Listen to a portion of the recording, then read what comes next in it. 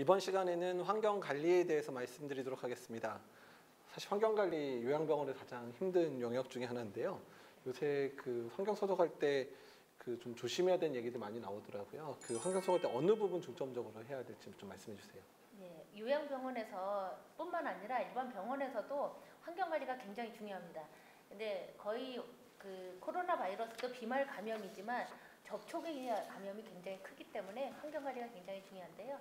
특히 환자나 의료진들이 손을 주로 잡는 부위, 그런 데를 환경관리를 철저히 해야 되는데, 어느 병원에 보니까 환자들이 만지는 부분은 철저히 소독을 하는데 의료진이 만지는 이런 부분에 대한 소독을 거의 안 하셔가지고 문제가 되는 경우가 많이 있었습니다. 예를 들면 컴퓨터 키보드, 의료진들이 많이 사용하는 컴퓨터 키보드라든지, 아니면 손잡이, 아니면 환자가 사용하는 상두대, 이렇게 많이 잡는 부분에 대한 화장실 문고리, 그리고 화장실도 이제 문고리뿐만 아니라 내리는 부분 있잖아요. 내리는 손잡이, 이렇게 누구든 잡을 수 있는 그런 부분에 모두 철저히 소독을 해야 되는데 많이 누락되는 경우가 있습니다. 그리고 환경에서 제일 중요한 게 여러 면으로 지저분하게 닦고 이런 경우가 있어요. 막 여기저기 같은 걸레로 막 닦는 경우가 있는데, 그런 부분은 아마 뒤에서 또 설명을 할 건데, 제일 중요한 거, 환자건 의료진이건 자주 잡는 부위를 철저히 닦자. 이게 제일 중요할 것 같습니다. 사실 그 환경소독할 때 닦다 보면 좀 귀찮잖아요. 그래서 가끔 이제 그냥 분무기로 막 칙칙칙 뿌려가지고 소독하시는데 많이 봤거든요. 원래 그래도 되는 건가요? 절대 안 된다고 여러 번 강조를 했음에도 불구하고 많은 분들이 분무기를 사용합니다. 제가 이제 한 예시로 분무기를 가져와 봤는데요.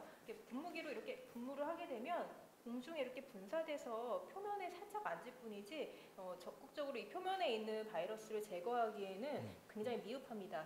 게다가 이렇게 뿌리는 과정에서는 사용하시는 분한테 흡입할 수 있기 때문에 호흡기에도 굉장히 안 좋고요. 어린아이들 같은 경우에는 이렇게 분사된 어떤 소독제에 대해서 먹거나 빨거나 하면은 그것도 되게 위험한 상황이 되기 때문에 분무기는 절대 안 됩니다. 그래서 뭐 대용으로 쓸 수 있는 분은 적셔서 닦는 부분인데요. 조금 힘드시더라도 소독제를 사용하실 때는 이렇게 장갑을 끼시고 살균 티슈라고 나와 있는 부분들에 이렇게 살균제나 소독제, 환경을 소독할 수 있는 소독제가 이렇게 티슈 형태로 나와 있는 제품을 쓰시면 되고요. 이거를 닦을 때도 그냥 막 닦았던 데를 계속 닦게 되면 다시 재오염되는 경우가 있기 때문에 한 방향으로 위에서 아래로 닦았던 면은 뒤집어서 새로운 면으로 닦아주시는 것이 중요합니다. 이제 또 우리가 또 깨끗한 천을 사용하는 방법도 있는데요. 그래서 이제 소독제를 충분히 적셔서 닦아내는 방법이 중요한 것을 꼭 기억해 주셨으면 좋겠습니다.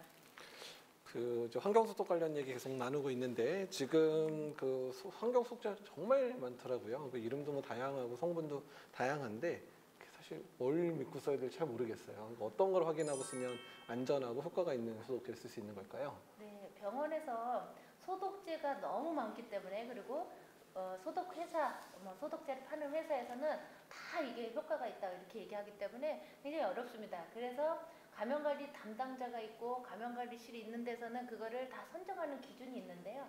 그 요양병원에서는 이제 지금 막 감염관리 전담자를 지정하고 그러면서 소독제에 대한 교육도 동영상으로 봐도 너무 어려운 거예요. 그래서 굉장히 힘드실 텐데요. 제일 이제 간편하게 볼 수 있는 건 환경부에 들어가시면 홈페이지에 코로나19 소독용으로 사용 가능한 소독제가 상품명으로 다 나와 있습니다. 어떤 걸 주의해야 되는지도 나오고 어떻게 희석해야 되는지 이런 것도 전부 다 나옵니다. 그래서 거기에 나와 있는 소독제 중에서 선정해서 고르시면 되는데요. 그 가장 쉬운 게 이제 차염소산 나트륨 이런 게 가장 이제 편하게 구하실 수 있는 소독제라고 저는 생각을 하고요. 근데 거기 보면 알코올 이런 제제가 나오는데, 알코올을 온 그 병원에다 전체 뿌리거나 이러면 화기의 위험이 있으시니까 넓은 부위는 사용하지 마시고 이제 거기 나와 있는 소독제 중에서 골라서 사용하시면 될 것 같습니다. 너무 어려우시면 이제 환경부의 초록누리라는 홈페이지에 들어가면 거기 다 나와 있으니까 한번 확인해 보시면 좋을 것 같습니다. 그리고 이제 뭐 환경 소독하기 전에 우선 청소부터 이렇게 해야 되잖아요. 그러면 청소도구도 사용을 하다 보면 오염도 될 수 있고 막 이러는데 청소도구 매번 일회용은 못 쓰니까 이런 청소도구 혹시 어떻게 재사용해야 되는지 좀 알려주시겠습니까? 예, 아마 이제 의료기관에서는 지침에 따라서 소독에 사용하는 기구들을 일회용으로 쓰거나 전용 기구를 사용합니다. 하지만 이제 일반적으로 그게 어려운 곳에서는 재사용하는 경우가 있는데요. 소독제에 사용하더라도 그 기구도 소독을 하는 방법이 필요합니다. 그래서 이 기구를 관리하는 또 체크리스트를 따로 만들어서 매번 사용하고 나서 오염이 되면 관리하는 게 중요하고요. 그다음에 사용하기 전과 후의 기구를 분리해서 보관하시는 것이 좋습니다. 그래서 좀 참고 영상이 있으니 또 그 부분을 참고하셔서 소독제를 사용하는 도구도 잘 관리를 하시는 것이 필요합니다. 솔직히 그 환경 소독하는 것도 귀찮아 죽겠는데 그렇죠. 근데 지금 그 청소하고 또 환경 소독하라고 하면 정말 네, 잘 네. 안 하실 것 같은데 네. 근데 혹시 급할 때 이렇게 청소 안 하고 그냥 환경 소독만 하고 마무리해도 돼요? 그건 절대 안 됩니다. 저희 병원에서 쓰는 기구 같은 경우에도 멸균을 하기 전에 확실히 세척을 하고 나서 멸균을 해야지 그 멸균이 정확하게 적용이 되거든요. 소독제도 마찬가지입니다. 환경 관리를 그냥 TV에 보면 분무만 하고 끝나는 경우가 많이 있는데요. 그렇게 하시면 안 되고 우선 제일 중요한 게 이렇게 아까 보여주신 이런 소독제 환경 티슈로 이렇게 마찰 과정에서 주로 그 코로나 바이러스가 사멸하는 경우가 많기 때문에 반드시 세제를 먼저 물과 소독제로 먼저 닦고 그 다음에 이제 바로 환경 소독제를 적용한다든지 이런 거 하지 분무를 바로 한다든지 이렇게 다른 방법으로 적용하시면 안 되겠습니다. 그 환경 소독제 이제 막 쓸 때요, 막 냄새 나고 이러니까 그냥 닦고 그냥 막 물 뿌려서 막 버리고 막 이러잖아요. 그렇게 급하게 해도 되나요? 뭐 네. 혹시 뭐 환경 소독제 바르고 나서 꼭 지켜야 되는 시간이 있어요? 네, 있죠. 아무래도 이제 귀찮으시고 소독제를 적용하는 것만으로도 안심이 돼서 빨리 닦아내기만 하시는데요. 제품마다 이렇게 필요한 접촉 시간이 있습니다. 질병관리본부 지침에 보시면 각 소독제마다 표면을 접촉하는 데 필요한 시간들이 나와 있거든요. 짧은 거는 1분, 긴 거는 뭐 10분까지도 있는데 그래서 저희가 알코올이나 이제 좀 넓지 않은 부분의 면적에는 이렇게 알코올솜 같은 것을 이용을 하고요. 그래서 이런 건 한 좀 가깝게 닦아서 쓸 수 있는 1분 이내에 표면 접촉을 하면 되는데 사급 암모늄제제 같은 경우에는 접촉 시간이 10분 정도 됩니다. 10분이나 되는 게 굉장히 길잖아요. 근데 그 시간 동안 충분히 접촉하지 않으면 코로나 바이러스를 사멸하는 데 굉장히 이제 부적합합니다. 그래서 일단은 방역이 제대로 안 될 경우도 있고 그렇게 될 경우에는 바이러스가 표면에 남아서 다시 또 감염 전파의 또 소스가 되니까요. 충분한 접촉 시간을 지키시는 게 중요하겠습니다.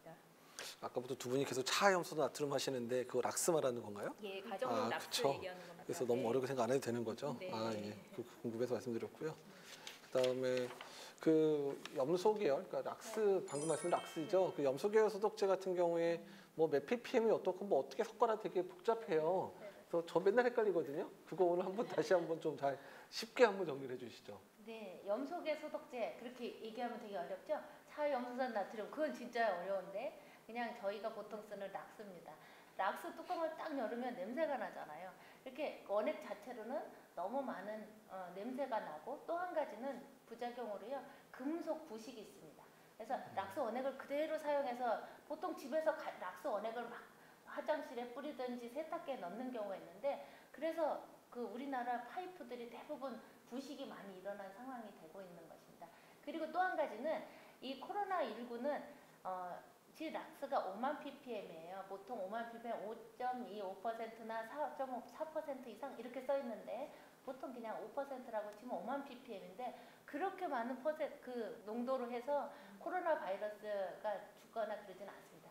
1000 ppm 정도만 돼도 사멸할 수 있기 때문에 최소 농도는 하시면 되는데요. 1000 ppm을 만들려면 그러면 어떻게 하냐? 이제 이렇게 많이 물어보시잖아요. 보통 1리터에다가 락스 20cc. 근데 난 도저히 20cc도 못 재. 그러면 그 락스 뚜껑 작은 거 있잖아요. 그게 제가 재봤습니다. 7cc 정도 됩니다. 그래서 1리터 정도, 세숫대야 정도, 1리터, 우리 1리터 페트병 뭐 그런 거 있죠? 거기에 그거 3개 정도 넣으시면 적당한 농도가 되고 금속 부식도 없고 코로나 바이러스 죽을 수 있는 농도가 됩니다. 근데 요새 보니까 그 차염소 나트륨 이렇게 알약처럼 된 것도 좀 파는 것 같은데. 네, 알약으로 된 것입니다. 그거는 굉장히 편합니다. 1리터에 하나를 딱 넣으면 되는데요. 아. 그래도 그 섞거나 희석하거나 그럴 때 장갑을 끼시고 만약에 그 락스 같은 거 희석할 때 많은 양을 희석할 때는 마스크하고 그다음에 고글 같은 거 사용하시는 게 좋을 것 같습니다. 그 코로나19 환자가 그 이용한 시설 소독을 하잖아요. 보통 뭐 보건소에 나오든지 그 방역을 막 열심히 하고 다니잖아요. 그럼 그렇게 하고 나면 언제쯤부터 거기 사용 가능해요?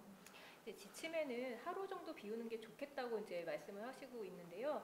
하루 정도 비우라는 거는 가장 이제 어떤 소독제 위험성이나 그 상황을 정확하게 모든 건물의 어떤 공조 시스템이나 그 공조 시스템 없는 곳을 포함해서 하루 정도면 좀 위험성이 떨어지겠다 이렇게 지침을 제시하고 있습니다. 일단 포인트는 소독할 때 전, 중, 후 환기가 필요하다는 거고요. 예를 들어서 뭐 차화염소나 나트륨을 소독제로 사용할 경우에는 저희가 그냥 위해성을 고려해서 한 하루 정도 비울 것을 권고드리고 있습니다. 요새 좀 이렇게 뭐 새로운 기술이라 그래서 UV를 이렇게 뭐 기둥처럼 가지고 이렇게 다니면서 소독하는 것도 있고 LED를 이렇게 하면은 된다고 막 이렇게 광고 많이 하고 있는데 그거 사용해도 됩니까? 요즘에 신기술들이 많이 있습니다. 왜냐하면 간호사들이나 환경 관리하시는 분들이 너무 피로도가 높으신 거예요. 환자 갈 때마다 닦고 이런 것들이 너무 힘들어서 그런 이제 여러 가지 플라즈마 소독기, 과산화수소수 훈증 소독기 이런 것들이 있습니다. 하지만 그걸 사용해도 되고 이제 안전성 검증도 있고 시험 성적서도 있는데 문제는 그것만 해도 되는 건 아닙니다. 아까 말씀드렸듯이 일단 먼저 청소를 하시고 그리고 나서 소독제 적용한다. 이 원칙을 다시 한번 생각해 주시면 될 것 같습니다. 예, 좋은 얘기 정말 감사드리고요. 예, 지금까지 환경 관리에 대해서 이야기를 나누었습니다. 다음 시간은 환자 관리거든요. 다음 시간 또 기대해 주시길 바랍니다. 감사합니다.